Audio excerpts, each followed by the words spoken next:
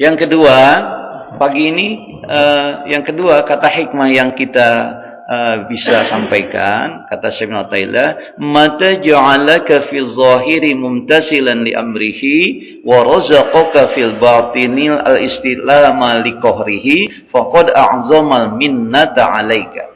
Ya. Ini yang kedua ya.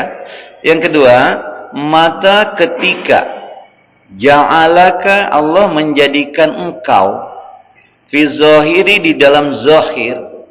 Tadi saya katakan ya, kita manusia terdiri pada lahir, batin. Lahir itu zahir, sama ya, zahir lahir kelihatan ya. Ketika Allah menjadikan kita fi zahiri di dalam zahirnya ya, di dalam fisik kita, mumtasilan li amrihi, orang-orang yang mumtasilan li amrihi, taat li amrihi kepada perintah Allah. Kemudian warazaqaka, dan bukan hanya itu anugerah Allah kepada kita, warazaqaka, dan diberikan rezeki kita, dianugerahkan kita fil batini, di dalam batin kita, al-istislam liqahrihi. Al-istislam itu kepasrahan liqahrihi, kepada kekuasaan Allah, sikap pasrah kepada Allah Subhanahu wa taala. Faqad a'zamal minnata 'alaika, maka sungguh benar itu adalah sebesar-besarnya nikmat 'alaika yang diberikan Allah kepada kita. Tuh. Jadi Allah memberikan nikmat. Saya mau tanya dulu nih. Nikmat yang terbesar yang Allah berikan kepada kita secara lahir apa? Nikmatul iman.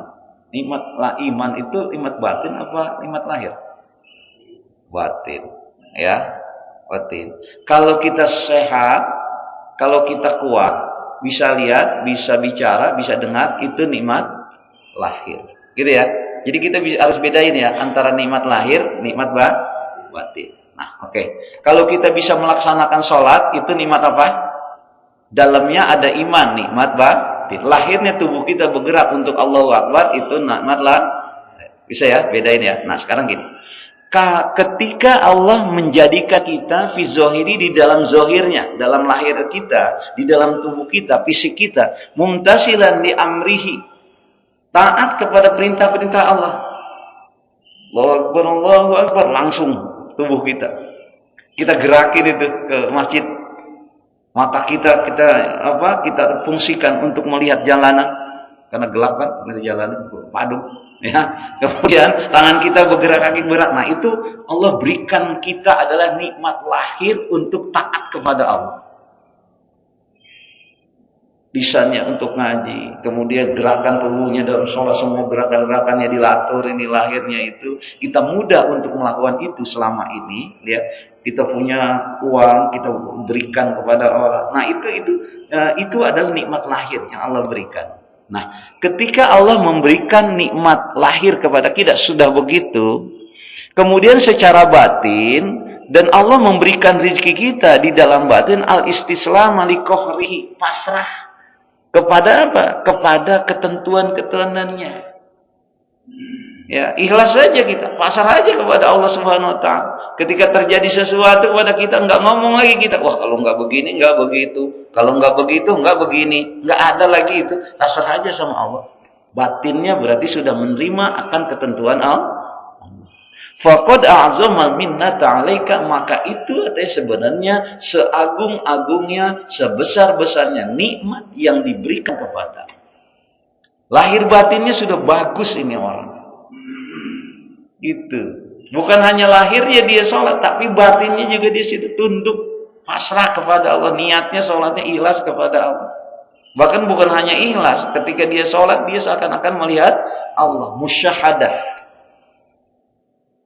Hati ya. Jadi kita ini ada yang disebut musyahadah. Kalau orang sudah musyahadah dalam aspek ibadahnya, itu orang sudah makrifat. Itu orang sudah ihsan namanya. Selalu menyaksikan Allah.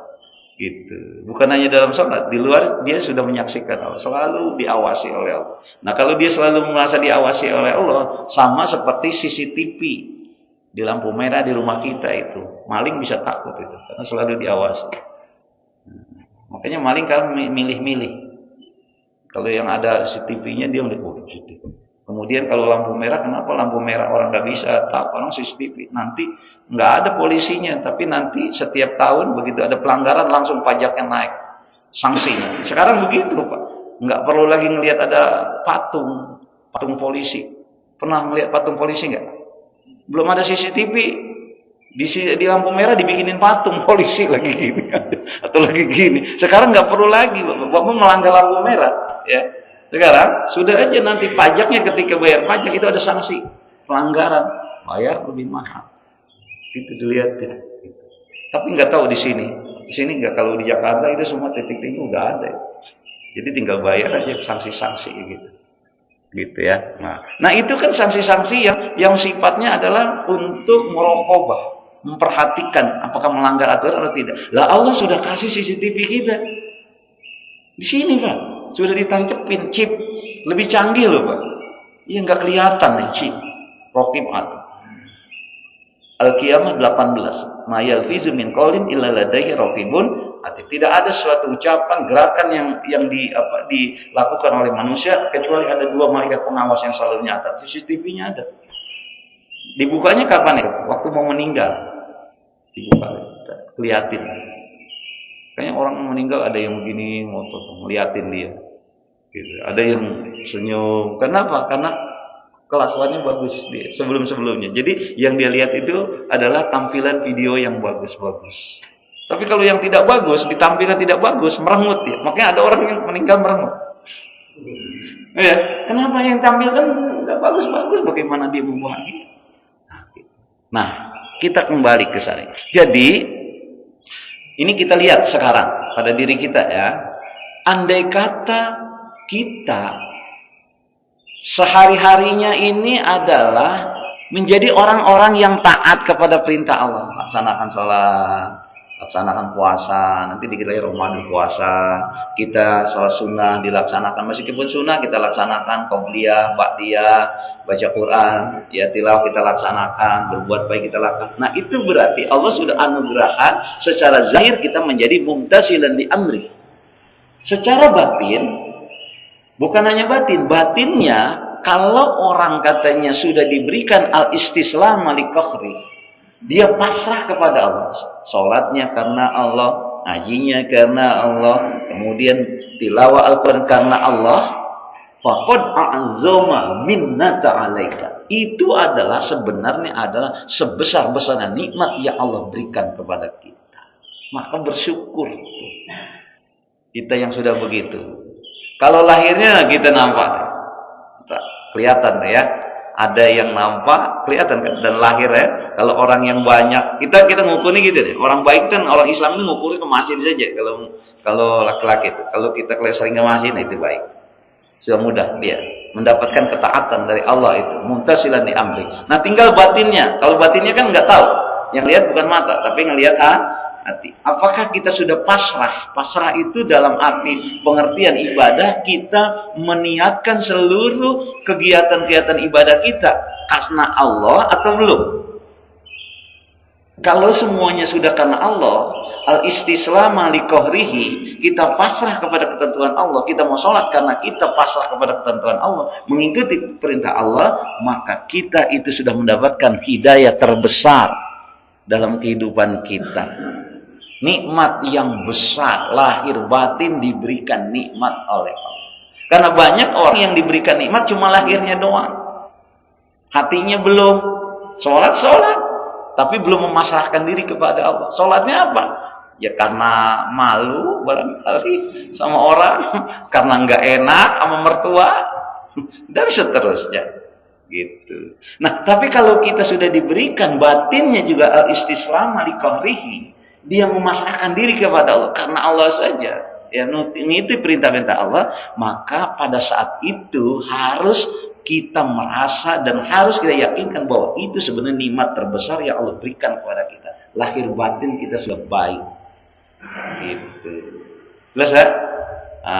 Cuma nanti ketika Allah sudah berikan lahir batin kita baik, itu harus dijaga nikmat yang lahirnya, batinnya juga harus dijaga. Sebab nanti setan itu akan goda-goda kita. Contoh, lahirnya kita sholat ke masjid. Tapi batinnya begitu sholat, pikiran kita sudah kemana-mana. Sudah ke pasar, sudah ke CCM. Iya. Nah, gitu. Bahkan yang kecil-kecil juga bisa kita menjadikan orang-orang yang tidak khusyuk. Hujan aja datang, udah pulang ke bapak ayam tadi. Itu ada, Pak. Setan sampai begitu. Bagaimana ya pulangnya kehujanan? Pilek lagi, demam lagi, licin jalannya. Kepikiran itu. Kira-kira gitu nggak? Nah, kalau sudah terjadi begitu berarti pada saat itu batin kita lalai. Maka orang berislam itu, saya sampaikan, perlu disampaikan lagi ini, orang berislam itu harus memenuhi 3 aspek suluk. Dia harus Islam, dia harus iman, dia harus ihsan. Itu baru sempurna dia, keislaman kita. Islam adalah bangkitnya tubuh kita ini untuk memenuhi perintah-perintah Allah. Kalau iman, bangkitnya kalbu kita untuk kepasrahan kepada Allah. Kalau ihsan, bangkitnya ruh kita untuk melebur atau musyahadah pada Allah. Kalau ini sudah bisa, Bapak, berarti sudah sempurna. Saya ulangi lagi ya. Islam itu adalah bangkitnya gerakan tubuh kita untuk memenuhi perintah-perintah Allah, hukum-hukum Allah. Kalau kita orang Islam memenuhi sholat, kewajibannya, dia gerakin itu baru Islam. Nah, kalau kita sudah bisa memanage kalbu kita bangkit untuk pasrah kepada Allah. Nawaitu sholli fardhu subhi rakaatain mustaqbil qiblati adaan ma'muman lillahi ta'ala. Nah, itu kita buktikan, bukan hanya dengan ucapan kita ucap lillahi ta'ala, tapi kita buktikan pasrah kepada Allah itu. Hati kita sudah pasrah itu semuanya, khusus dia. Dan kemudian ruh kita sudah musyahadah dengan Allah, berarti sudah sempurna. Luar dalam syariat hakikat sudah bisa orang itu dapat. Itu yang kesempurnaan seorang muslim begitu. Ya, kita harus begitu. Ya, kita coba. Jadi kalau kita gerakan tubuhnya sudah lakukan, kemudian qalbun kita sudah pasrah kepada Allah, ruh kita sudah musyahadah, ihsan dia. Seakan-akan dia melihat Allah depan. Tapi juga jangan kita bayangkan Allah depan kita, bukan wujud, Allah enggak berwujud. Oh, sini hati-hati nih ya. Musyahadah kepada Allah bukan dalam arti kita membayangkan di depan kita ada wujud Allah. Enggak ada, Allah enggak ada wujud. Gitu. Tapi yakin enggak kita dengan Allah? Adanya Allah. Yakin enggak? Yakin kan? Nah, itu keistimewaan kita manusia. Enggak pernah melihat Allah tapi percaya sama Allah. Enggak pernah lihat surga tapi percaya adanya surga. Makanya kita pada sholat. Enggak pernah kita melihat neraka tapi kita takut sama neraka. Itu keistimewaan kita. Ya, manusia tanpa pengetahuan kita. Masih luar biasa. Kira-kira Bapak mau enggak musyahadah langsung wujud dengan Allah seperti Rasulullah waktu Isra Mi'raj? Kan langsung kan? Langsung kan? Rasulullah kan menerima perintah sholat itu, ya. Itu kan langsung musyahadah kepada Allah. Manusia satu pun enggak ada. Tapi kita diberikan fasilitas nanti langsung bertemu dengan Allah. Itu bisa enggak? Ya bisa. Akhir surat Al-Kahfi kan sudah mengatakan gitu. Wa may yarju liqa rabbih falyamal amalan shalihan wa la yusyrik bi ibadati rabbih ahad. Siapa yang mau bertemu dengan Allah? Kita kan sekarang enggak pernah melihat. Nanti bertemu wujud gitu. Ya, bertemu dengan Allah, ya, dengan Allah Subhanahu wa taala. Ya, sekarang lakukan. Wa may yarju liqa rabbih, siapa yang ingin bertemu dengan Allah, falyamal amalan shalihan. Banyak amal soleh sekarang. Wala yusyrik bi ibadati rabbih ahad, dan jangan lakukan kemusyrikan dengan sesuatu pun. Gitu. Baru kita bertemu sama Allah. Dunia sains sekarang Pak sudah ya. Bapak kalau baca tentang perkembangan ilmu sains, pengetahuan, sekarang di alam di atas sana di galaksi itu ada yang namanya dengan black hole. Black hole itu adalah lorong hitam. Itu yang tidak dipengaruhi oleh ruang dan waktu, dan dia punya gravitasi yang kuat. Apa yang masuk langsung tersedot. nggak akan mati dia di sana. Makanya malaikat Jibril ketika Rasulullah di Sidratul Muntaha itu mau kepada Allah, malaikat Jibril mundur, nggak berani. Saya makomnya sampai di sini aja. Rasul pada udah kita ikut sama Allah. Dia nggak berani, bisa hancur ya. Diceritakan itu di dalam surat An-Najm ayat 14, 15, 16 sampai 18. Ketika Allah katakan laqad ra'ahu fi nazlatan ukhra inda sidratil muntaha indaha jannatul ma'wa. Sesungguhnya Rasulullah pada perjalanan Isra Mi'raj itu adalah melihat Jibril pada wujud aslinya. Di mana itu? Inda sidratil muntaha, di sidratil muntaha. Di mana itu sidratil muntaha itu apa? Indaha jannatil ma'wa. Di sana ada surga, tempat kita nanti, tempat kita. Jadi ada. Nah, itu yang disebut dengan black hole. Yang mau masuk saja kawasan itu orang nggak akan pernah bisa. Malaikat Jibril nggak berani, hanya Rasulullah. Makanya begitu Rasulullah bisa masuk di situ, orang gelap. Kalau black hole terjemah black, hitam, hole itu lorong, ya. Jadi ketika masuk itu semua makhluk nggak ada yang bisa sekarang, sampai sekarang kecuali Rasulullah. Nah, ilmu pengetahuan sudah menjawab kebenaran. Nah, oleh karena itu Rasulullah yang hanya bisa sampai ke sana dan orang-orang makhluk nggak bisa, malaikat Jibril juga nggak bisa. Itu dijelaskan An-Najm 14, Bapak baca lagi 14, 15, 16 sampai 18. Dijelaskan itu tentang peristiwa Isra Mi'raj. Maka Rasulullah ketika menghadap Allah, apa yang Rasulullah katakan? At-tahiyyatul mubarakatus sholawatut thayyibatul lillah. Sampaikan sama Allah. Semua kebaikan, semua kebesaran, semua keberkahan itu milikmu ya Allah. Itu. Nah, maka ketika Rasulullah mengatakan begitu, maka Allah jawab, Assalamu alayka ayyuhan nabiyyu wa rahmatullahi ayyuhan nabiyyu. Terus Assalamu alayka ayyuhan nabiyyu wa rahmatullahi wa barakatuh. Assalamu alayka, keselamatan bagimu Muhammad, ya. Assalamu alayka ayyuhan nabi, wahai nabi, kemudian rahmat dan keberkahan. Jadi Allah berikan keselamatan, keberkahan kepada Nabi Rasulullah. Lihat apa jawaban Rasulullah. Assalamualaikum. Setelah itu kita tahiyat. Assalamu alayna wa ala ibadillahis. Rasulullah nggak mau selamat sendiri. Nggak mau meskipun Allah sudah katakan keselamatan bagimu, keberkahan bagimu, tapi Rasulullah menjawab dari apa yang disampaikan oleh Allah. Assalamu alayna wa ala ibadillahis. Keselamatan bagi kami dan hamba-hamba, ikuti umat-umatku yang soleh-soleh. Melihat dialog itu, malaikat mengatakan asyhadu an la ilaha illallah wa asyhadu anna muhammadar rasulullah. Luar biasa Rasulullah. Bukan dia mau bahagia sendiri, Pak, jadi pemimpin. Enggak, yang penting umatnya. Maka dialog dalam Isra Mi'raj itu kita baca dalam At-Tahiyyat. Filosofinya itu dalamnya. Gitu, Pak. Gitu. Nanti baca kalau pulang apa yang namanya black hole itu. Jadi dunia sains sekarang sudah menjawab tentang kemuskilan, tentang keajaiban peristiwa Isra Mi'raj.